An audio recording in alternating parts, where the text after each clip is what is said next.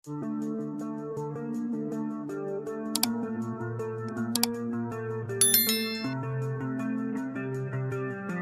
Sobat Mupi, apa kabar? Semoga kalian sehat selalu ya. Bagaimana puasanya? Lancar kan? Semoga lancar untuk yang menjalankan. Kali ini Mimin akan melanjutkan part 27. Jangan lupa subscribe ya, agar Mimin semakin semangat bikin videonya. Oke lah, kalian mungkin sudah tidak sabar. Mari kita ke alur ceritanya. Beralih ke aula pencapaian, di mana Kinan saat ini berada. Seseorang pun berkata, apakah kau sudah menyelesaikan tugas? Ia lalu lanjut ngebacot. Hanya dengan basis kultivasi tahap Siantian, bisakah kau menaklukkan banyak gadis muda? Waktuku sangat berharga, kau tidak bisa menundanya. Kinan lalu membalikan badannya dan membalas ucapan orang tersebut. Saudaraku, kenapa kau menilai seseorang dari penampilannya? Aku takut pil Martial King yang kau miliki tidak akan mampu untuk membayar semua tagihanku.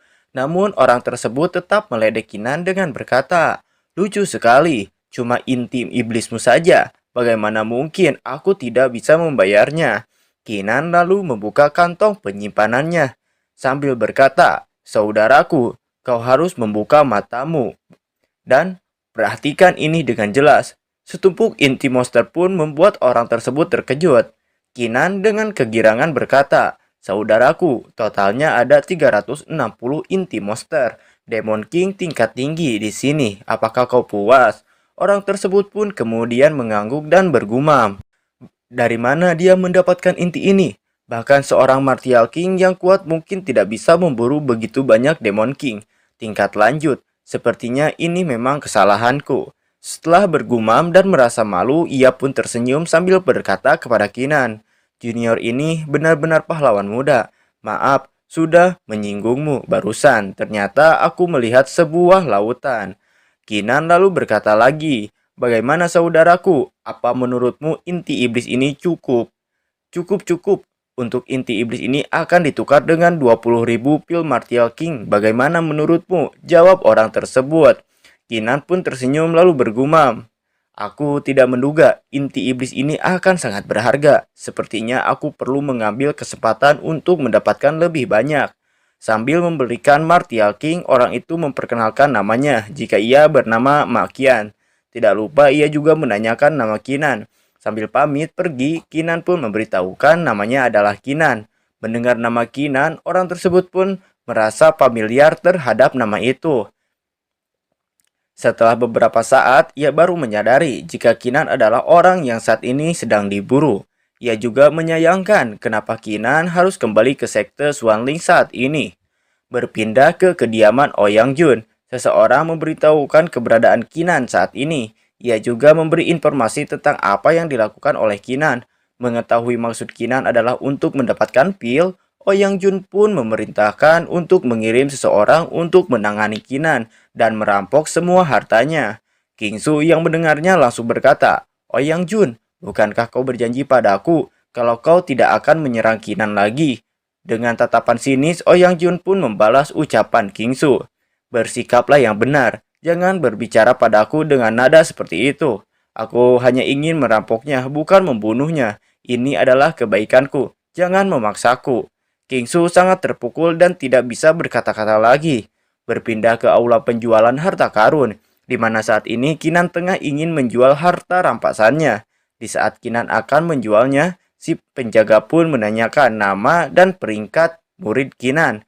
Kinan merasa heran. Karena sejak kapan mau jual barang aja ada aturan kayak gitu. Namun ia pun mau tidak mau menurutinya dan menyebutkan nama dan kelas muridnya. Tetua tersebut langsung tersenyum sinis dan berkata, jadi kau Kinan, kalau begitu keluarkan seni bela diri dan senjata spiritual yang ingin kau tukar. Kinan lalu mengeluarkannya, di mana barang-barang Kinan itu adalah 8 artefak biasa dan 4 artefak super, yang bahkan membuat pengunjung di sana sangat tergiur. Namun si tetua dengan cengos ia berkata, meskipun seni bela dirimu sangat kuat, itu tidak bisa dibandingkan dengan teknik sekte Swanling. Dan 4 artefak ini terpukul dengan keras. Mereka tidak sekuat sebelumnya. Demi membawa banyak kehormatan bagi sekte, barang-barang ini kami menawarnya 1000 pil Martial King.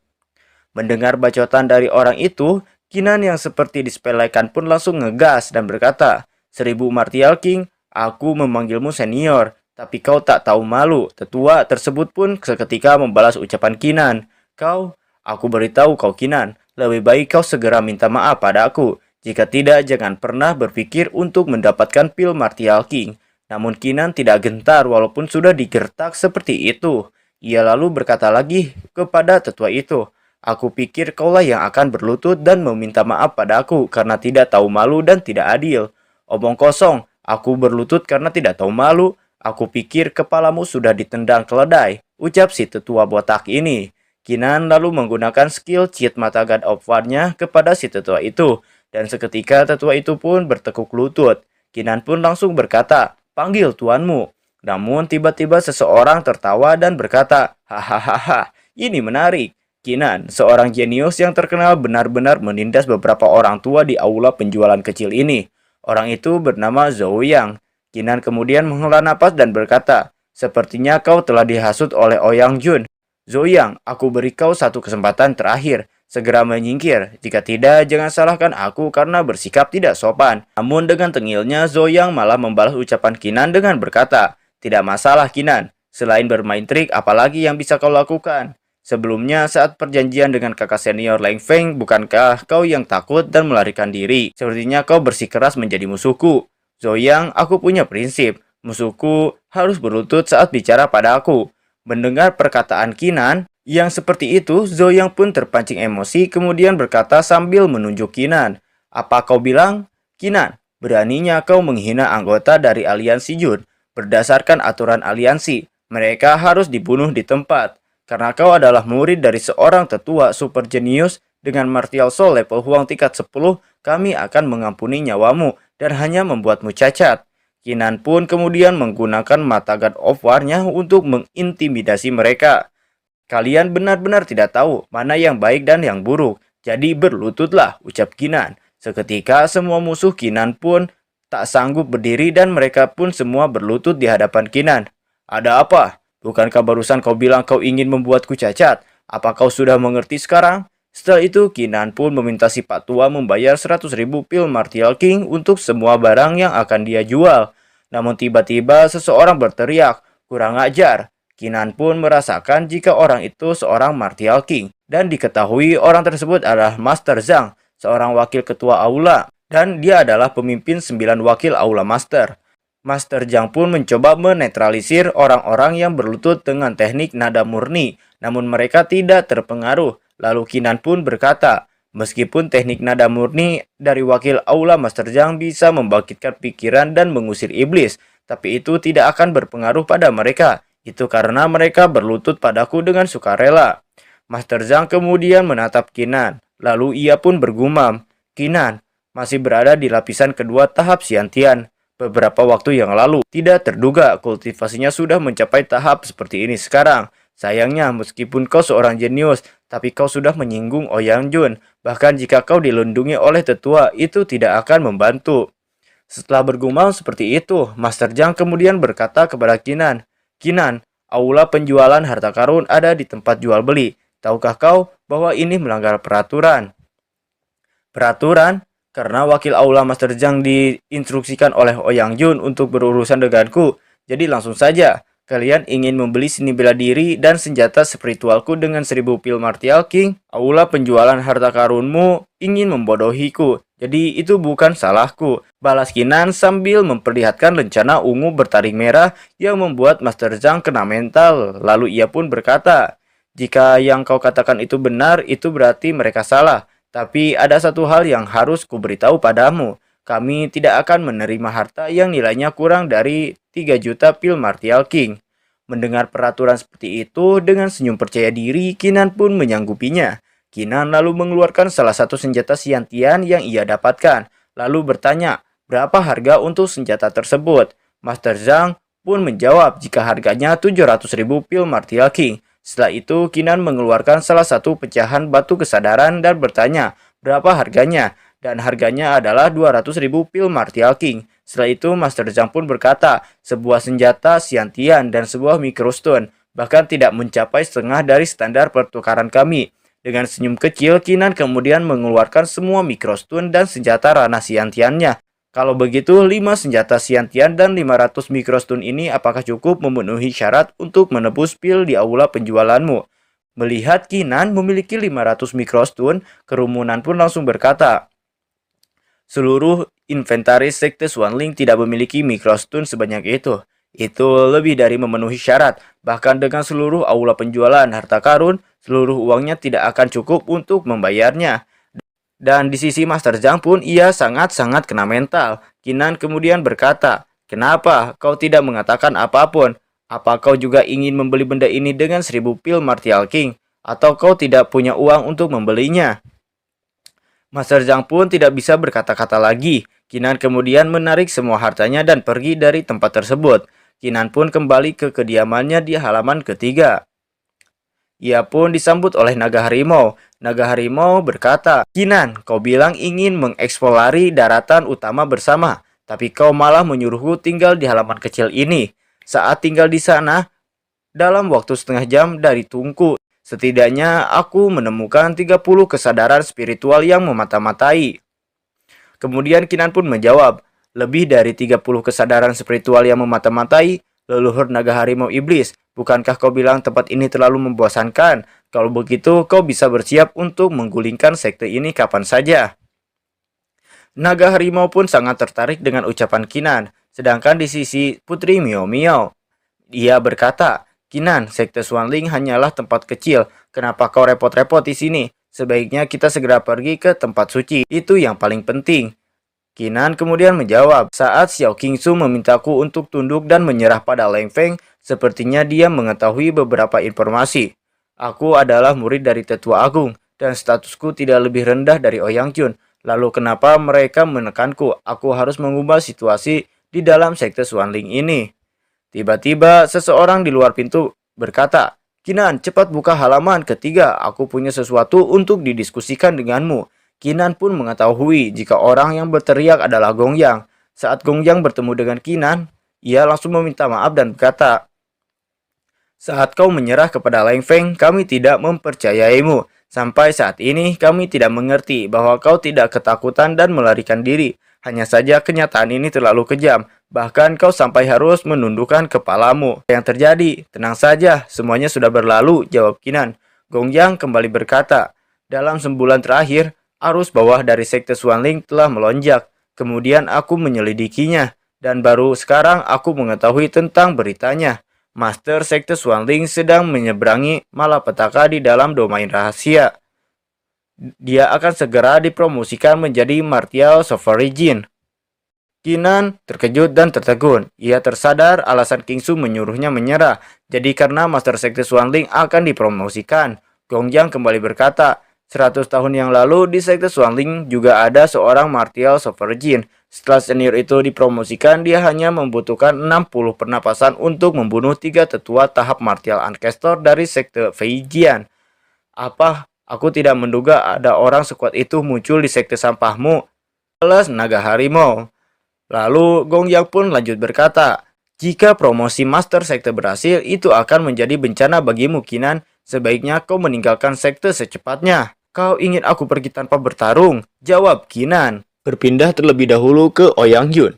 Di sini Ouyang Jun sudah percaya diri jika Kinan saat ini sudah dirampok di aula penjualan. Namun si wanita itu memberitahukan Ouyang Jun dengan berkata, tidak, Kinan menyuruh Zoyang dan yang lainnya bertekuk lutut kepadanya di hadapan publik. Dia juga mengeluarkan 5 senjata Siantian dan 540 mikrostun untuk berhadapan dengan wakil aula Master Zhang. Bagai tersambar petir, Ouyang Jun sangat terkejut dengan apa yang dikatakan wanita itu. Sial, Kinan pasti mendapatkan harta karun itu dari Gunung Naga Harimau. Sepertinya setelah dipromosikan menjadi Martial King, orang pertama yang akan kubunuh adalah dia, ucap Ouyang Jun. Kingsu yang mendengarnya pun sontak langsung berkata, Ouyang Jun, jika kau berani menyerangnya, aku lebih baik mati daripada menikah denganmu. Ouyang Jun pun membalas ucapan Kingsu. Kingsu, jangan berani mengancamku. Kau pikir kau siapa? Semuanya ada di dalam pikiranku. Jika aku tidak menginginkanmu, kau bisa dibuang kapan saja layaknya sampah. Setelah berkata seperti itu, Ouyang Jun pun berniat untuk mendatangi Kinan ke halaman ketiga. Namun si wanita informan mencoba menghentikannya dengan berkata, Berhenti, Ouyang Jun. Ayahmu sedang menghadapi malapetaka martial Severjin sekarang, dan keberhasilannya belum diketahui. Jika kau memprovokasi Kinan, sekarang kau pasti akan ditekan oleh tetua agung dan tetua kehormatan. Mendengar ucapan wanita itu ada benarnya, lalu Ouyang Jun berkata lagi, aku lupa tentang itu. Tapi meski begitu, aku tidak bisa membiarkan Kinan pergi begitu saja. Suruh para jenius dari aliansi Jun maju. Jika Kinan sadar diri, suruh mereka mengampuni nyawanya, tapi jika tidak, biarkan dia mati di aula hidup dan mati.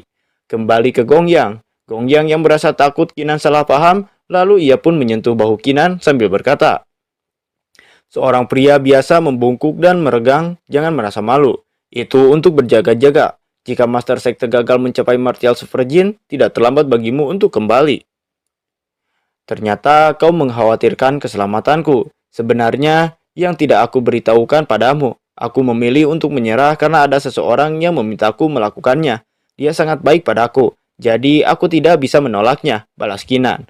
Goyang pun membalas ucapan Kinan lagi. Aku tahu, kau itu tidak pernah takut, tapi kali ini berbeda. Meski kau tidak ingin pergi, aku juga memintamu untuk meninggalkan sekte Swanling karena hubungan masa lalu kita. Benar, ini adalah permintaan seorang teman.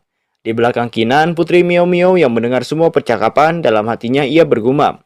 Kinan, apakah kau akan menolak permintaan temanmu atau menyetujuinya dan meninggalkan sekte Swanling seperti anjing yang berduka? Namun tiba-tiba lencana ungu tarik merah mengeluarkan cahaya, lalu muncul aura tetuasan yang berkata, Kinan, segera tinggalkan sekte Swanling lebih jauh lebih baik. Mulai sekarang aku memutuskan permuridan atas nama Tetua Agung. Sejak saat ini kau bukan lagi murid dari sekte Swanling. Kinan pun yang mendengar ucapan Tetua Agung sontak berteriak, Tetua San. Namun Tetua San mencoba melemahkan hati Kinan. Ia pun lanjut berkata, Nak, kau adalah murid paling diberkati yang pernah aku lihat. Meskipun hanya ada 1 dari 1000 kemungkinan, aku tidak bisa membiarkanmu mengambil resiko. Ingat, jika kau pergi ke perbukitan yang hijau, kau tidak perlu takut kekurangan kayu bakar. Gongyang pun berkata lagi kepada Kinan, Kinan, jangan salahkan Tetua San. Dia juga melakukan itu demi kebaikanmu. Masa depanmu tidak terbatas, dan kau seharusnya tidak terkubur di sekte Swanling yang kecil ini. Hati Kinan pun mulai luluh setelah mendengar permintaan Tetua San dan Gongyang. Namun tiba-tiba seseorang dari luar berteriak, Kinan, keluar! Kinan langsung menyadari jika Ouyang Jun telah mengirim seseorang untuk membuat masalah dengannya. Orang-orang tersebut pun terus mendesak Kinan untuk keluar, bahkan mengancam Kinan jika tidak keluar maka akan dibunuh. Diketahui orang yang menantang Kinan adalah Feng Yu dan Zhou Guili, anak dari Master Aula Hukum, dan beberapa orang-orang aliansi Jun. Gongyang lalu berteriak, siapa kalian? Melihat ada Gongyang di sana, Feng Yu cukup terkejut. Lalu ia mencakupkan tangannya sambil berkata, aku Feng Yu, salam senior Gongyang, ucap Feng Yu. Zhou Guili pun berkata, ternyata senior Gong ada di sini, namaku Zhou Guili. Kau pasti pernah mendengarnya. Orang-orang yang ada di pihak Kinan pun seketika bergumam bersama. Mereka berdua adalah top 10 super jenius di halaman inti, dan Feng Yu adalah peringkat ketiga. Aku tidak menduga kalau mereka akan dikendali Gongyang yang marah pun lalu berkata, tidak peduli siapa kalian, ini bukanlah tempat di mana kalian bisa bertindak liar. Jika kalian tahu, segera pergi dari sini. Namun setelah berniat mengusir mereka, seseorang tiba-tiba muncul kembali. Orang itu adalah Zhang Qian, peringkat kedua di antara murid inti. Zhang Qian pun berkata, Junior Gongyang, sudah lama aku tidak melihatmu. Kau benar-benar bersikap agung. Masalah hari ini tidak ada hubungannya denganmu. Orang yang aku cari hanyalah Kinan. Untuk apa kau mencari Kinan? Kau dan dia tidak punya masalah apapun. Kinan adalah saudaraku. Aku harap kau bisa melihatku dan mengungkapkan masalahnya. Balas Gongyang. Zhang Qian lalu menjawab, Gongyang, aku bisa memberimu wajah. Tapi Kinan sudah melukai 10 murid aliansi Jun. Dia harus membayarnya. Selama dia bersedia menyerahkan semua pil yang dia miliki, aku bisa mempertimbangkannya untuk pergi. Mendengar ucapan itu, Gongyang lalu mengatakan jika ialah yang akan membayar kompensasinya.